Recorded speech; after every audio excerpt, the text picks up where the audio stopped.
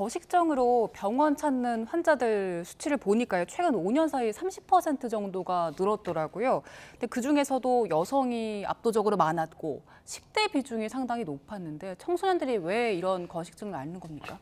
사실 중국의 예전에 미인대 조건은 전족이라고 들어보셨을 겁니다.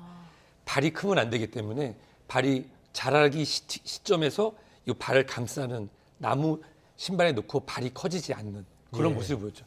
미의 기준이라고 하는 것들이 여러 가지가 있을 텐데요. 제가 60년대, 70년대 드라마를 보면은 아씨라고 하는 드라마가 굉장히 유행했었거든요. 모르실 거고 이제 아실 텐데 네. 거기 나오는 여주인공의 모습은 정말 아름다운 모습입니다. 건강한 모습. 당시에 남성들의 여성에 대한 그런 그다음 사회적 그런 배경들은 건강하고 아름다운 여성이었는데 지금 대한민국의 여성에 대한 어떻게 미의 기준은 어떻게 보면 또 하나의 그런 K-팝이라든지 K-드라마라든지 이런 걸 통해서 나타나는 모습들이 왜곡되고 그것이 우리가 감수성이 예민하거나 정체성을 알아가야 되는 여성 청소년들, 남성도 뿐만 똑같습니다만은 그런 경우에 그것이 왜곡되면서 이것이 쉽게 나타나는 현상이라고 볼 수 있습니다. 미디어 영향이다. 네. 그런데 요새는 그 어린 학생들을 지금 이야기하고 있는데 어린 학생들끼리 또 SNS를 공유하면서 서로 더 내가 빼야겠구나 이런 생각을 공유하는 것 같더라고요. 그렇습니다. 저도 지금 10대 자녀를 3명을 키우고 있는데요. 근데 그런 얘기들을 이제 가끔 하는 걸 들었습니다. 예를 들어서 그 여학생들끼리 하는 그런 표현 중에 몇 가지가 있거든요. 뭐 몸무게가 얼마, 키가 얼마인데 거기서부터 정상적으로 계산하려면 키에서 100을 빼고 0.9를 곱해서 하는 우리가 BMI라고 하는 체질량 지수 계산하는 게 아니라 거기서 뭐 125를 빼라, 뭐 130 빼라. 그러면은 예를 들어서 키가 160인데 125를 빼면은 남는 게 없죠. 근데 그거를 35kg. 그거를 너무하네요. 본인들이 건강하고 아름다움으로 잘못 인식하는 것도 이런 거는 미디어가 조금 많이 나타나고 최근에는 이제 1인 방송으로서의 여러 가지 채널들이 있지 않습니까?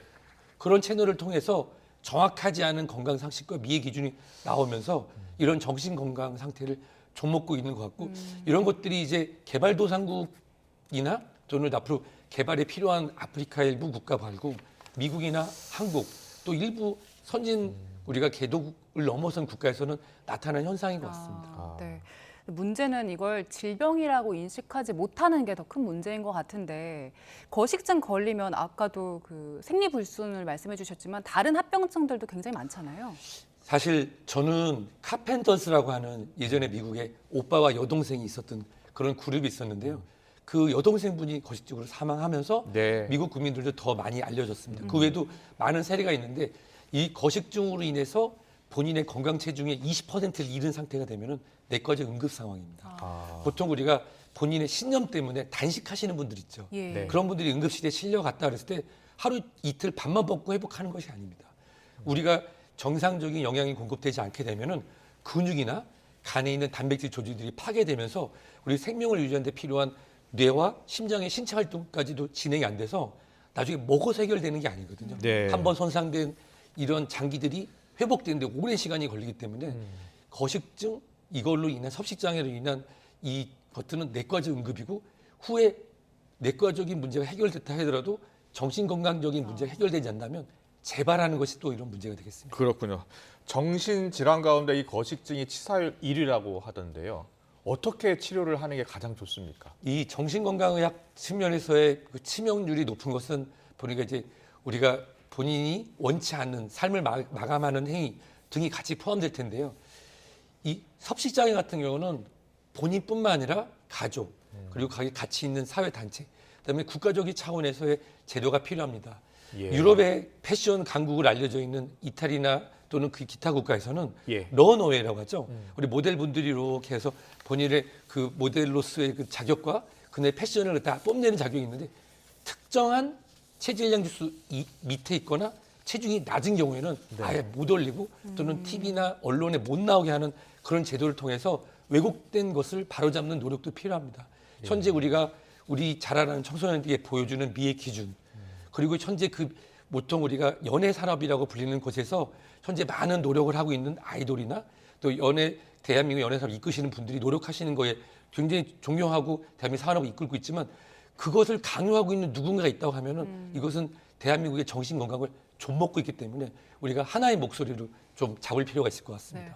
교수님께도 이 섭식장애, 거식증으로 오는 환자들이 좀 있습니까? 사실 저는 존경하는 정신건강의학과 교수님들이 진료를 대부분 하시고요. 네. 제가 지금 진료하고 있는 그 부서가 주로 외국인들을 많이 맡고 있습니다. 제가 이제 특수 부서를 맡고 있어서 그래서 그 우리 정신건강의학과에서 진료를 진행해 주시고 또 일부 이제 통역이 필요하거나 하는 경우가 있는데 제가 모시는 이제 특정 국가의 분들 같은 경우는 그날에서부터 계속 치료가 계속 오시거든요. 네. 근데 정말로 심각한 거는 본인이 정상 몸무게보다도 20%, 25% 빠진 상태인데도 본인이 뚱뚱해서 소위 엉덩이에 살이 없어서 엉덩이가 다소 아픈데도 본인이 식사하면 살찐다고 생각하니까 그래서 이런 부분들은 정말로 내과적으로 진행되고 있습니다. 네. 마지막으로요. 가정에서부터 우리가 좀 인식을 좀 바꿔야 될 것 같거든요. 어떤 노력이 필요할까요? 아유, 우리 아들, 딸 정말 날씬하고 예쁘다. 사실 가장 예쁜 것은 건강했을 때가 아름답고 예쁩니다.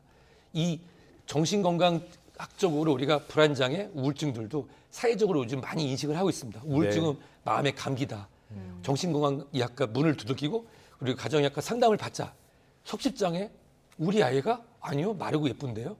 어디 가서 엄마랑 같이 옷을 입히는데 우리나라에만 있는 44 사이즈, 55 사이즈 저도 이해 못하는 어떤 특정한 치수가 있는데 그런 어떤 잘못된 관습들을 가족에서 풀어가는 우리 자식이 있는 건강한 모습으로 오히려 저는 과체중에 대한 관리만 하고 나머지 부분들은 있는 그대로 사랑해 주시면 좋겠습니다. 네, 알겠습니다.